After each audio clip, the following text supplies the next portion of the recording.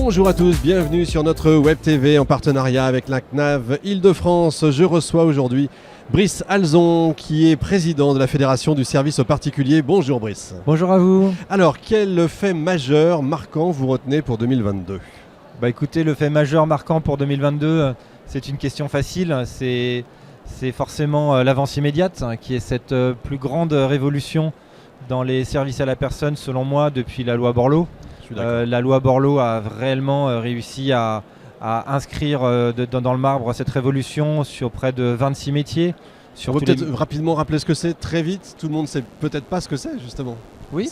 Allez-y. Donc l'essence même de la loi Borloo, c'était de dire d'ouvrir au monde entrepreneurial, au-delà des métiers traditionnels de l'aide à domicile et du soutien scolaire et de la garde d'enfants, à différents métiers allant du jardinage, de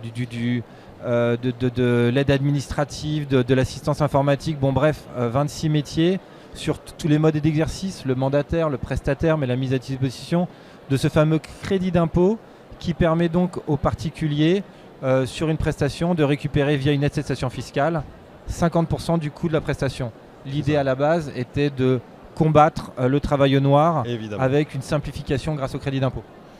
Les principaux enjeux pour 2023 ? Alors, les principaux enjeux pour 2023, il y en a un certain nombre, hélas.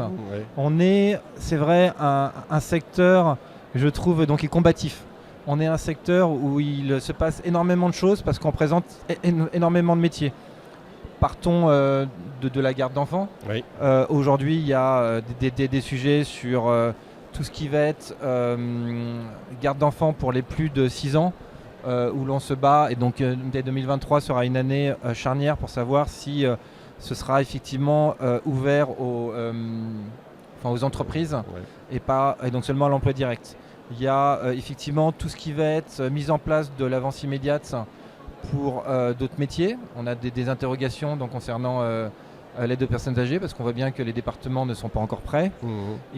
D'ailleurs, concernant l'aide à domicile, on a de nombreux combats, interrogations sur 2023 qui sont importants. Je pense par exemple aux mandataires où on a une demande très forte et justifiée des mandataires sur un tarif le socle pour qu'ils puissent intervenir, pour qu'il y ait un libre choix de façon équitable sur tous les modes d'exercice pour toutes les populations de façon homogène sur le territoire.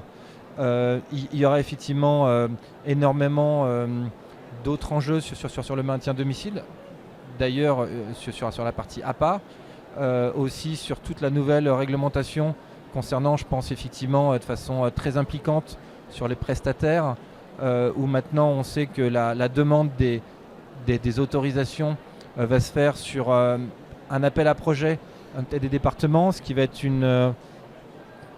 normalement, tel qu'on l'a identifié, un frein pour les réseaux qui veulent se développer en mode prestataire et ouvrir sur les territoires par rapport à cette autorisation liée aux appels à projet des départements. Donc vous voyez, il y a énormément de sujets extrêmement critiques sur des métiers qui sont déjà en tension.